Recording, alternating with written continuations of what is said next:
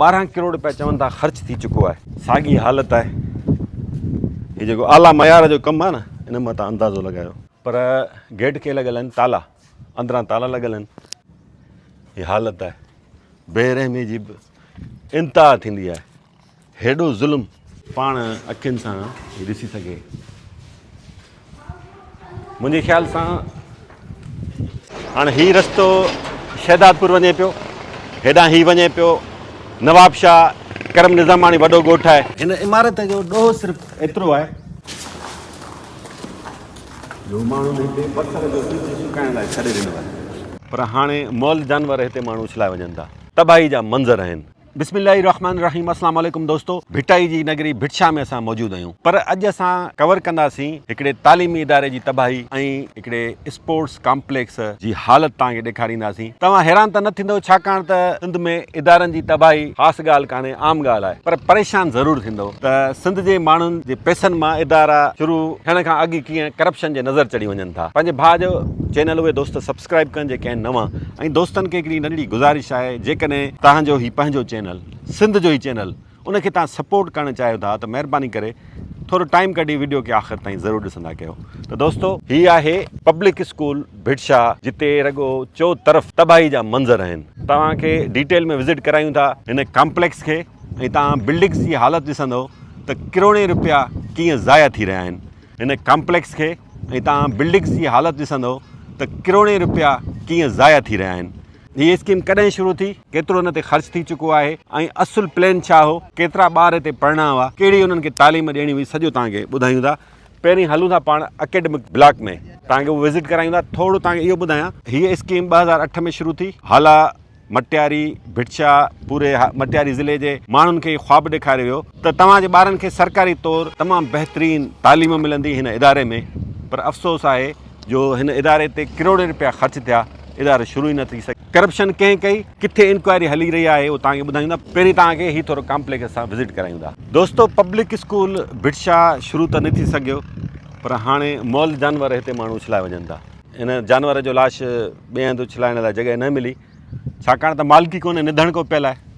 पोइ हाणे हीअ कमु थियनि पिया हिते। सिंध जे इदारनि जी, सिंध जे माण्हुनि जे इदारनि जी मालिकी न थींदी, को धणी साईं न हूंदो त पोइ इहो ई अशर थियणो आहे। हिते ग़रीबनि जा ॿार पढ़नि हा, पर ग़रीबनि जा ॿार त न पढ़ी सघिया, पर ग़रीबनि जे ॿारनि लाइ आयल पैसा ऑफिसरनि जे पेट में ज़रूरु हलिया था।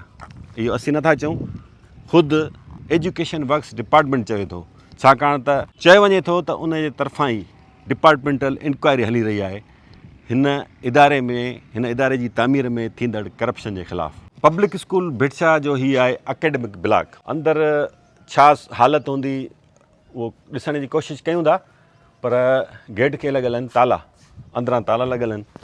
पर हितां थोरो तव्हां अंदाज़ो लॻायो, इमारत शुरू ई न थी, स्कूल अञा शुरू ई न थियो, हीअ टाइल्स उखड़णु शुरू थी आहे।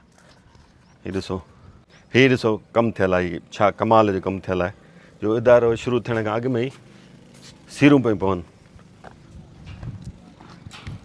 हीअ ॾिसो हेॾां बि साॻी हालत आहे। हीअ जेको आला मयार जो कमु आहे न, इन मां तव्हां अंदाज़ो लॻायो। हेॾां अचो, हेॾां तव्हांखे हीअ टाइल्स जेके आहिनि उखड़ियल मिलंदा। ऐं सम्झां थो त हीअ पंहिंजे ई लेखे ई उखड़िजी वई। ॾिसो न, हीअ हालत आहे।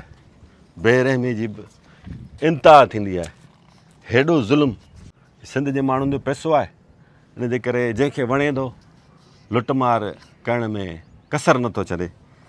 सो वॾो ज़ुल्म थियो आहे हिते बि हिन इदारे सां, मटियारी ज़िले जे ग़रीब माण्हुनि सां, ग़रीब ॿारनि सां। छाकाणि त हीअ सरकारी इदारो हली पिया त ग़रीबनि जा ॿार पढ़नि हा।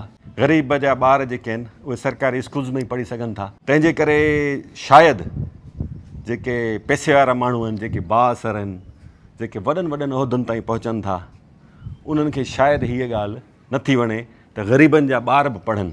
जे ग़रीबनि जा ॿार पढ़ी पिया त पोइ हुननि जी जेका वॾेराइप आहे उहा कीअं बरक़रार रहंदी। हिन दर्दनाक स्टोरी जो ख़तरनाक पासो इहो बि थी सघे थो। सो हीअ अथव अकेडमिक ब्लॉक। मुख़्तलिफ़ क्लास रूम्स आहिनि जेके बंदिया पिया आहिनि। साम्हूं तव्हां ॾिसो हालत इमारत जी।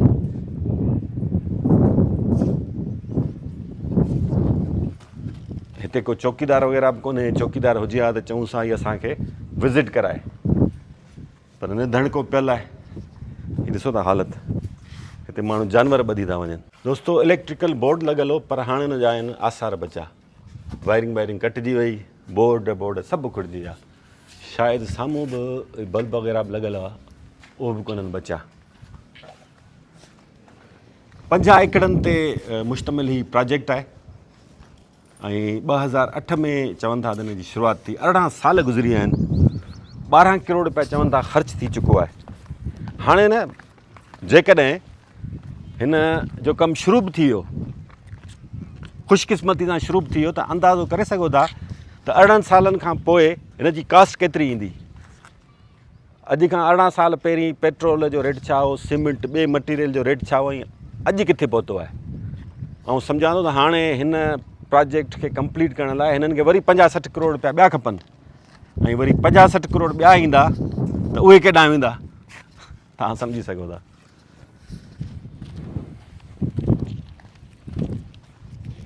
दोस्तो पब्लिक स्कूल भिटशाह जे प्रिंसिपल जो ई बंगलो तामीर थी रहियो आहे। बंगलो काफ़ी कमु हिन जो कंप्लीट थी चुको आहे, पर हाणे अंदरि छा आहे, अंदरि छा हालत आहे हिन जी, उहो नथा तव्हांखे ॾेखारे सघूं, छाकाणि त हिननि हीअं जुगाड़ी तरीक़े सां रस्तो बंदि करे छॾियो आहे। ओसारी कराए त जीअं केरु अंदरि न वञी सघे, इहो जुगाड़ थियो आहे। सो हीअ आहे बंगलो जेको प्रिंसिपल साहिब जे अचण जो इंतज़ारु करे रहियो आहे। हाणे तव्हांखे ॾेखारियूं था त हिते वाड़ो कीअं माण्हुनि ठाहे छॾियो आहे। जॾहिं इदारा ईअं वीरान हूंदा, बर्बादु हूंदा, का मालिकी न हूंदी, पोइ मेहन जा वाड़ा न ठहंदा, ॿियो छा थींदो। हाणे पब्लिक स्कूल भिटशाह में मेहन जो कहिड़ो कमु आहे? हीउ तालीमी इदारो आहे या मेहन जो वाड़ो आहे, जो पसगिरदा जे माण्हुनि पाड़े वारनि जॻह वीरान ॾिसी पंहिंजूं मेंहियूं हिते बिहारे छॾियूं आहिनि, माल हिते चरे थो। हीउ हेॾो सारो कॉम्प्लेक्स खे बर्बादी जो मंज़र पेश करे रहियो आहे। दोस्तो पब्लिक स्कूल भिटशाह जे कॉम्प्लेक्स में हीअ बि हिकिड़ी इमारत अध में रहियल आहे। अंदरि छा सूरत हाल आहे तव्हांखे ॿुधायूं था। हिते बि शायदि मुख़्तलिफ़ क्लास रूम्स आहिनि, मुख़्तलिफ़ हॉल्स ठाहिणा आहिनि, लैब्स वग़ैरह, साइंस हॉल। ऐं हिननि जी हालति कुझु हिन रीति आहे। वकार तव्हां ॾेखारियो तफ़सीली तौरु दोस्तनि खे त जीअं साईं सरदार शाह तालीम जो वज़ीर पाण अखियुनि सां ॾिसी सघे। मुंहिंजे ख़्याल सां सैयद सरदार शाह खे फौरी तौरु नोटिस न रुॻो वठणु घुरिजे, पर टाइम कढी हिते अचणु घुरिजे। जेके मुलविस आहिनि मुबैना करप्शन ऐं हिन इदारे जी हिन हालति लाइ उन्हनि ख़िलाफ़ु अहिड़ी कार्रवाई करणु घुरिजे जो मिसाल क़ाइमु थिए। छो जो हिकिड़ो वॾो ॾोहो आहे कि तालीमी इदारे सां हेॾी वॾी हथ चुरांद सिर्फ़ु पंहिंजी ज़ाती लालच जे करे सिंध जो हिकिड़ो इदारो जेको हिते जे हज़ारे ॿारनि जो मुस्तक़बिल संवारे पिए सघियो, उन्हनि खे ईअं तबाहाल करे छॾियूं। 18 साल ज़ाया थी विया, का परवाही न आहे। तव्हां अंदाज़ो लॻाए सघो था त 18 सालनि में केतिरा ॿार हितां तालीम पिराए अॻिते वधी सघनि हा। 2008 में शुरू थियो, छिके 3 सालनि में कंप्लीट थिए हा 2011 ताईं। 2011 में हिते दाख़िल थियल को ॿारु पहिरें दर्जे में हायर सेकेंडरी स्कूल आहे, 12 क्लास पढ़ी अॻिते यूनिवर्सिटी ताईं पहुचे हा कि सुठे इदारे में हू पंहिंजो मुस्तक़बिल संवारे सघे हा। पर हिननि ऑफिसर्स, हिननि बाअसर माण्हुनि इदारे जी हीअ हालति कई आहे। हीअ पिलर्स जे मथां जेको प्लास्टर आहे हीअ उखड़ी वियो। हाणे पिलर्स जी अंदरि छा हालति हूंदी, जंहिंजो बुनियादी हिन इदारे जो, हिन इमारत जो हिननि अहिड़ो रखियो आहे। तबाही बर्बादी जो हिकिड़ो वॾो दास्तान आहे, हिकिड़ो वॾो मिसाल आहे। दोस्तो असां सिंध जा ॻोठ तव्हांखे विज़िट कराईंदा आहियूं, अनोखनि किरदारनि सां मिलाईंदा आहियूं, सॼे सिंध में तव्हां वेंदा आहियूं, पर गॾोगॾु असांखे हिन क़िस्म जी कवरेज बि ज़रूरु करणु घुरिजे। मुंहिंजो इहो ख़्यालु आहे। वधीक तव्हां कमेंट्स में ॿुधाइजो, छाकाणि त असां आवाज़ु उथारींदासीं सिंध जी तबाही जे ख़िलाफ़ु त कुझु ज़रूरु थी सघंदो। तंहिंजे करे हीअ जेका सिंध जी तबाही थिए पई, अचो त गॾिजी सॼी कंट्रीब्यूट कयूं। ॿियो कुझु नथा करे सघूं, वीडियो खे लाइक कयूं, अॻिते शेयर कयूं, त इहो वॾो कंट्रीब्यूट थींदो। ऐं यकीन आहे मूंखे, अलाह साईं जी ज़ात में पूरो मूंखे यकीन आहे त असांजी महिनत रायगा न वेंदी। हीअ असांजी कवरेज ज़रूरु को नतीजो ॾींदी इंशा अल्लाह ताला। जेके इख़्तियारियूं आहिनि उन्हनि जूं हीअ अखियूं खुलंदियूं ऐं उन्हनि जे कारनामनि जो ही दास्तान सॼी दुनिया ताईं पहुचंदो। सिंध जे तक़रीबन हर ज़िले में पब्लिक स्कूल्स जा प्रोजेक्ट शुरू कया विया ऐं उन्हनि जी छा हालत आहे अॼु असां भिटशा खां शुरूआति कई आहे। असां ॿियनि ज़िलनि में तव्हांखे ॾेखारण जी कोशिशि कंदासीं। सिविल सोसाइटी हाला जेका हाला जे माण्हुनि जी भलाई लाइ तालीम ऐं सिहत जे शोबे में कुझु बहितरी आणण लाइ वॾो कमु करे पई। उन बाबति तव्हांखे ॿुधायूं था त हुननि जी कोशिशुनि सां कीअं इदारा ठाहिया आहिनि। सिविल सोसाइटी हाला हिन प्रोजेक्ट में हथु विधो आहे त जीअं ही हिन प्रोजेक्ट जो कमु शुरू थी सघे ऐं ही प्रोजेक्ट जल्द खां जल्द मुकमिल थिए ऐं ॿार पढ़ी सघनि। त सिविल सोसाइटी हाला जो चेयरमैन मूंसां गॾु आहे सैयद गुलफ़ाम अली काज़मी। उन सां ॻाल्हि ॿोल कयूं। छा त वॾी महिरबानी मूंखे इहो ॿुधाइजो त छा मक़सदु हो प्रोजेक्ट, केतिरो वॾो ही प्रोजेक्ट हो, केतिरा पैसा ख़र्च थिया ऐं छो बंदि थी वियो कमु। महिरबानी अदा इरफान, तव्हां सीट जी हिन इदारे जी मालिकी करण लाइ हिते पहुता आहियो। असीं हींअर सिंध जे तारीख़ी शहर लतीफ़ साईं जे नगरी में मौजूदु आहियूं। पब्लिक स्कूल भिटशा ही 2008-9 जी स्कीम आहे जेका 2012 या 13 में कंप्लीट थियणी हुई। उन टाइम में हिन जा फंड्स एलोकेट कया विया, ज़मीन परचेज़ कई वई। तक़रीबन 50+ एकड़ ज़मीन आहे जिते असीं मौजूदु आहियूं। हीअ हिन जो साइंस हाल आहे, एकेडमिक ब्लॉक आहे। हिते ॿारनि जो मुस्तक़बिल पढ़णो हो, लिखणो हो। ही ॿार फ्यूचर में डॉक्टर इंजीनियर थियनि पर बदकिस्मतीअ सां 18 साल थी चुका आहिनि। हिते वारी वारा कारा कख आहिनि। साईं सरदार शाह जेको लतीफ़ साईं खां मुतासिर थी या मुख़्तलिफ़ शहरनि खां मुतासिर थी पंहिंजी शाइरी करे थो, सिंध जो हिकिड़ो पैगाम खणी पहुचे थो। नो डाउट हुन सिंध एजुकेशन जे हिसाब सां सुठा कम कया आहिनि, स्कूल में बहितरीन आहे, पर हिन स्कूल जी मालिकी कान थी आहे। असां बार बार अरबाब इख्तियारीन खे हुकूमत खे ख़त लिखियो आहे हिन जी ओनरशिप वठनि। लतीफ़ जो ही शहर आहे, ही इंटरनेशनल शहर आहे। अगरि ही पब्लिक स्कूल भिटशा खुली पियो, फंक्शनल थी पियो त हज़ारे ॿार पढ़ंदा, हज़ारे माण्हुनि जो रोज़गार जो मसइलो हल थींदो। चवण जो मक़सदु इहो आहे त ही पब्लिक स्कूल भिटशा सिंध खे तक़रीबन काफ़ी ज़िलनि खे मिलिया। किथे कंप्लीट थिया, किथे कंप्लीट न थिया, पर लतीफ़ साईं जे शहर जे करे या हिन इलाइक़े जी हिकिड़ी बदकिस्मती जे करे ही अञा ताईं कंप्लीट न थियो आहे। दोस्तो हिन ब्लॉक में काफ़ी कमरा आहिनि। ही जेकॾहिं कंप्लीट थी वञे ब्लॉक केॾो न शानदार लॻे हा। हिते असां तबाही जा मंज़र ॾिसूं पिया। हिते सिंध जो मुस्तक़बिल संवरजी रहियो हुजे हा, ॿार हुजनि हा, उहो तालीम पिराइनि हा, सुठी तालीम पिराइनि हा, पर हिते रुॻो बर्बादी आहे। ईअं लॻे थो त जंग में तबाह थियल काई इमारत आहे। इंक्वायरी बाबति असां ॿुधूं पिया त उहा शइ शायदि कन्फर्म आहे, छाकाणि त मूं वटि अहिड़ा डॉक्यूमेंट्स कोन्हनि जो तव्हांखे 100% यकीन सां ॿुधाए सघां। पर चयो वञे थो त इंक्वायरी हले पई, नेब या एंटी करप्शन खाते तरफ़ां न, पर डिपार्टमेंट जे अंदरि ई। हाणे सवाल इहो आहे त हेॾी सारी करप्शन थी आहे, चलो नेब लाइ कानून साज़ी थी, हुन जा कानून तब्दील थी विया, पर सिंध में एंटी करप्शन त आहे। पर एंटी करप्शन ते बि त इल्ज़ाम लॻनि था त उहो एंटी करप्शन आहे या मुबैना तौरु प्रो करप्शन आहे। त उहा कहिड़ी करप्शन जी इंक्वायरी कंदा।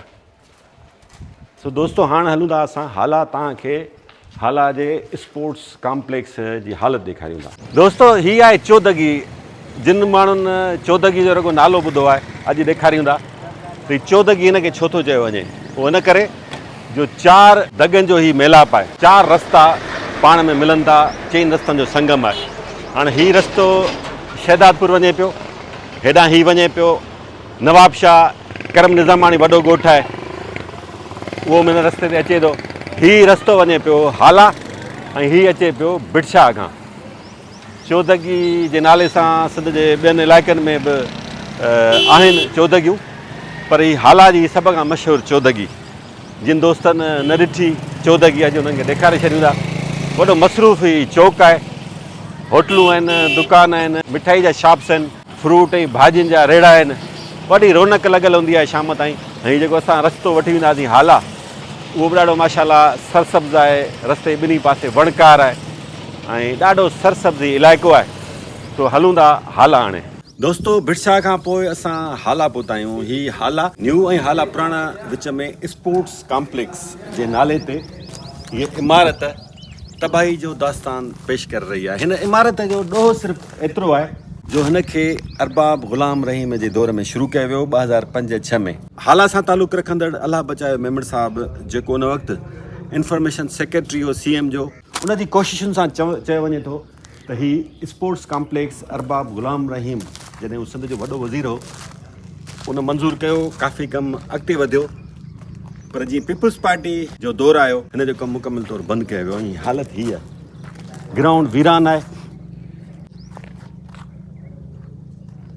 जॾहिं रांदियुनि जा मैदान वीरान हूंदा त पोइ मंशियात जा अॾा जेके आहिनि न उहे आबाद थींदा आहिनि। सो हाला जी बि इहा बदकिस्मती आहे जो हिते रांदियुनि जा मैदान कोन्हनि। उनजो नतीजो इहो आहे त हिते मंशियात खुलेआम आहे। इंतिज़ामिया पुलिस खे का परवाह न आहे। छाकाणि त सिंध जा माण्हू आहिनि ग़रीब माण्हू आहिनि भले पिया तबाह थियनि। रांदियुनि वारे खाते जो वज़ीर आहे मोहम्मद बख़्श महर, वॾियूं दवाऊं करे थो। हाणे ताज़ो ऐलान कयो आहे 2 लख नौजवाननि खे यूथ कार्ड इनाम ॾींदा। भले कार्ड ॾियो, पर पहिरीं ही जेके ही कॉम्प्लेक्स आहिनि, रांदियुनि जा मैदान आहिनि, उन्हनि खे त आबाद कयो। तव्हां ई अची क्रेडिट खणो, तव्हां ई अची तख़्ती लॻायो महर साहिबु, पर हिन जो कमु त शुरू करायो। कहिड़ो आलीशान प्रोजेक्ट हो, हुननि जी हालत ॾेखारे।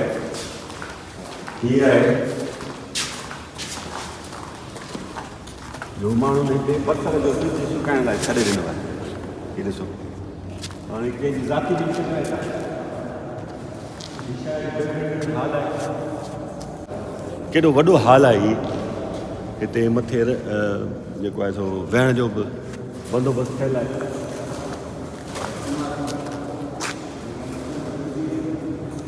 हाणे माण्हुनि खे पंहिंजी ज़ाती मिल्कियत बणाए छॾियो आहे।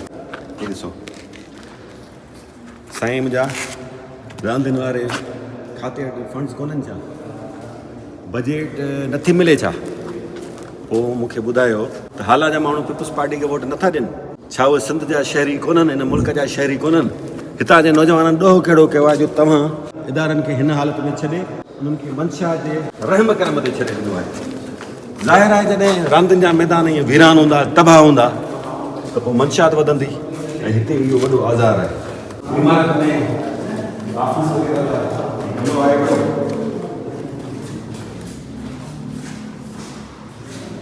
स्पोर्ट्स कॉम्प्लेक्स हाल जी इमारत में असां मौजूदु आहियूं।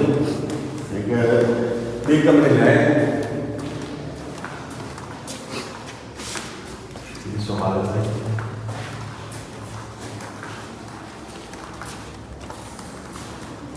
हुन खां मज़बूत ज़रूरु आहे। हिते को असांखे ॾार का सीर नज़र नथी अचे।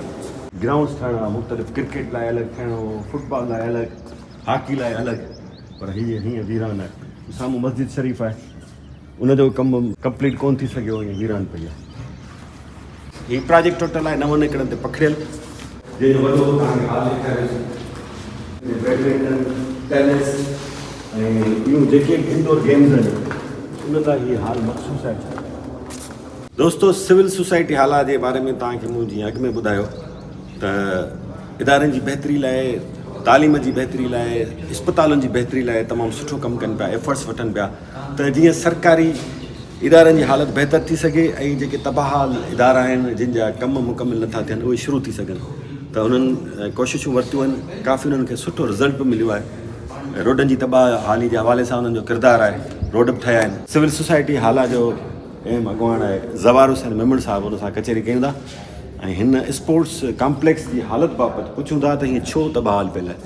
साईं चयो वञे थो त अरबाब गुलाम रहीम जे दौर में ई प्रोजेक्ट शुरू थियो। बिल्कुलु, कॾहिं खां कमु बंदि पियल आहे, छो बंदि पियल आहे, ऐं तव्हां जेके कोशिशूं वरितियूं आहिनि, तव्हांजे MNA MPA सां को तव्हांजो राब्तो थियो, रांदियुनि जे वज़ीर सां को राब्तो थियो, छा चवणु आहे हुननि जो? 40% कमु हिन स्पोर्ट्स कॉम्प्लेक्स जो थी चुको आहे। 40% कम खां पोइ जीअं हिन जी स्टॉपेज थी आहे, उन खां पोइ कंहिं बि क़िस्म जो को बि कमु हल्को फुल्को, चेयरमैन साहब कुझु सफ़ाइयूं सड़ियूं, छटकारूं, हीअ निज़ाम मखदूम साहिबान जे पर्सनल इंट्रस्ट ते कुझु कमकारियूं कराया। उन खां पोइ जीअं हीअ स्पोर्ट्स कॉम्प्लेक्स जो कमु डब थियल आहे, तीअं डब थियल आहे। हाणे असां हींअर मौजूदु आहियूं जंहिं कॉम्प्लेक्स में तव्हां सुठे नमूने सां ॾिसी सघो था त हिन जी कंस्ट्रक्शन 40% खां मथे थी कोन्हे। उन खां पोइ असां सिविल सोसाइटीअ जे प्लेटफॉर्म तां जेको आहे सो मिनिस्टर जेको रांदियुनि जो आहे मोहम्मद बख़्श महर साहिब सां मुलाक़ात कई। साईं वारनि बि असांखे तमामु सुठी मोट ॾिनी। क़िबला साईं मखदूम जमील साईं खे, मखदूम महबूब साईं खे बि असां काफ़ी रिक्वेस्टूं करे चुका आहियूं हिननि शयुनि जे हवाले सां। ऐं अलहमदुलिल्लाह साईं कुझु ख़बरूं पियूं आहिनि त एफर्ट्स वरिता बंदि हीअ शइ तइमीर थी वञे त जीअं नौजवाननि जे लाइ हिकिड़ो बहितरीनु प्रोजेक्ट आहे। ऐं मेन हिकिड़ी शइ आहे, जेॾी महिल हिनखे उहा लेवल मिली वेंदी त हीअ पटी सॼी बेरोज़गारनि सां ऐं शराब जे नशनि सां काफ़ी नौजवान तबाह बर्बाद लॻा पिया आहिनि।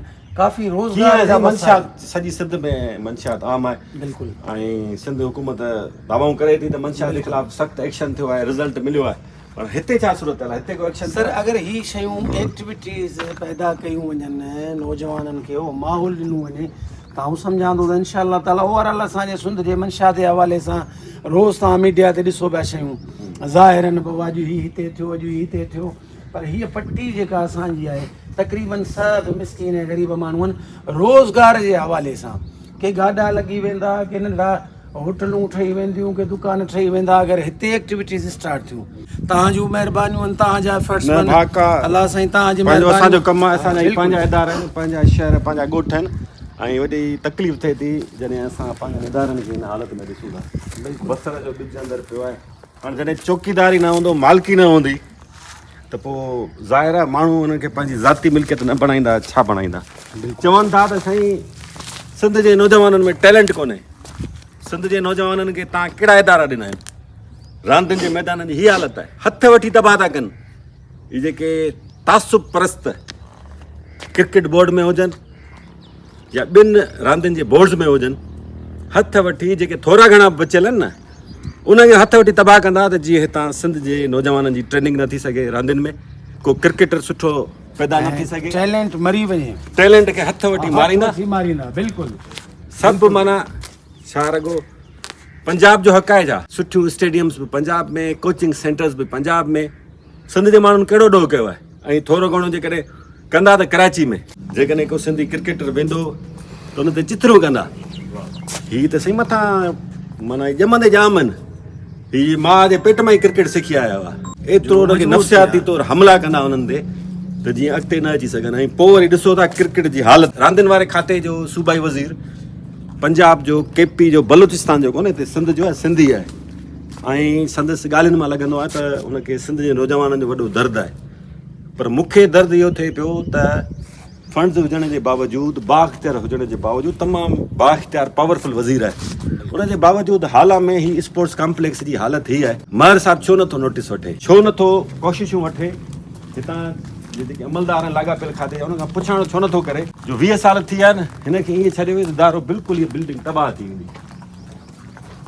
दोस्तो ही तव्हांखे ॾेखारियां थो पुछां, दोस्तो ही बैक साइड तव्हांखे ॾेखारींदा स्पोर्ट्स कॉम्प्लेक्स जी ग्राउंड जी हालत आहे। दोस्तो अॼोको विलाग थोरो आहे मुख़्तलिफ़, इदारनि जी तबाही तव्हांखे ॾेखारीसीं। सुभाणे के विलाग में तव्हांखे हाला पुराणा शहर थोरो विज़िट कराईंदासीं त हिन तारीख़ी शहर में छा छा आहे। ऐं गॾोगॾु कोशिशि हूंदी त जेके पिकनिक पॉइंट्स आहिनि उते सुठा हिकिड़ा तालीमी इदारा कमु कनि पिया, उहे बि तव्हांखे विज़िट करायूं। अॼोको विलाग तव्हांखे कीअं लॻो? जेकॾहिं वक़्तु ब वक़्तु तव्हां चाहियो था त जेके सिंध में तबाही थिए पई, सिंध जा इदारा तबाह थियनि पिया, शहरनि ऐं ॻोठनि जी हालत ख़राबु आहे, उन ते बि असां थोरो आवाज़ उथारियूं त कमेंट्स में ज़रूरु ॿुधाइजो। ऐं जेके नवां दोस्त आहिनि पंहिंजे भाउ जो चैनल सब्सक्राइब ज़रूरु कनि, छाकाणि त हीअ रुॻो मुंहिंजो चैनल न आहे, हीअ सिंध जो चैनल आहे, तव्हांजो चैनल आहे। वॾी महिरबानी, माशा अल्लाह।